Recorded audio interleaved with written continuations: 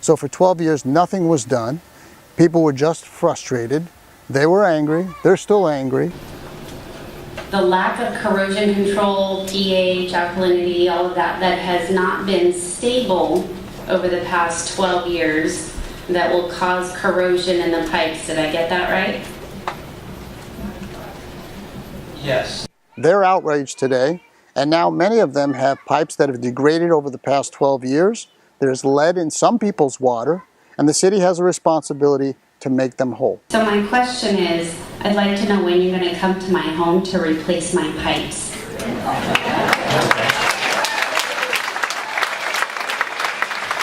You're going to walk into a firestorm. We don't know what it's going to be. I guess in January, right? Is that when that takes over? January. So January of 2017, we don't know how far along the water was, but let's just say you took over today. What would you do? Here we are 12 years after 2004. You have a lot of upset people, and appropriately so. And so there's a lot of things that have to be done. I mean, the city clearly has a responsibility.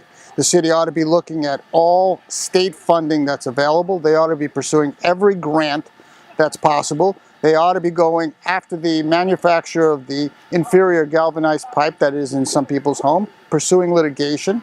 They ought to be seeking foundation money, any charitable donation money, and building a pot of money to replace the galvanized pipe that needs to be replaced when people were complaining over the last 12 years. The last thing they should be doing, and frankly shouldn't be doing, is offering loans to people for a problem that the city created. In terms of the lead and copper rule, we have done an extensive review of the lead and copper rule to ensure compliance with the lead and copper rule. The day the city started delivering bottled water to my house, for 12 years ago, bottled water to my house. Well, first and foremost, we still haven't completed the investigation, and people are returning back to school. Kids are returning back to school.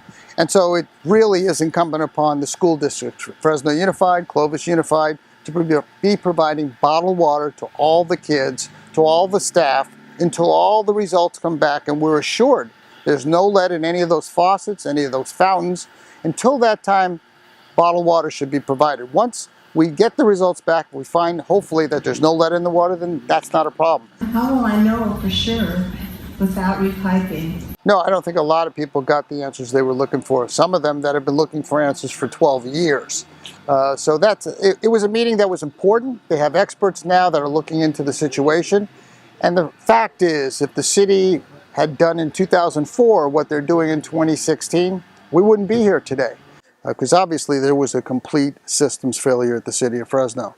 And what I would like to see is an independent task force review what happened with the city of Fresno, why the system failed, how it failed, so that it never fails again. Because the people at City of Fresno are working for the people who pay the bill. And it didn't happen. They weren't protected. Their questions were never answered properly. And that can never happen. And in addition, we have a surface water treatment plant that is supposed to come online in southeast Fresno in the next year or two, a much larger treatment plant.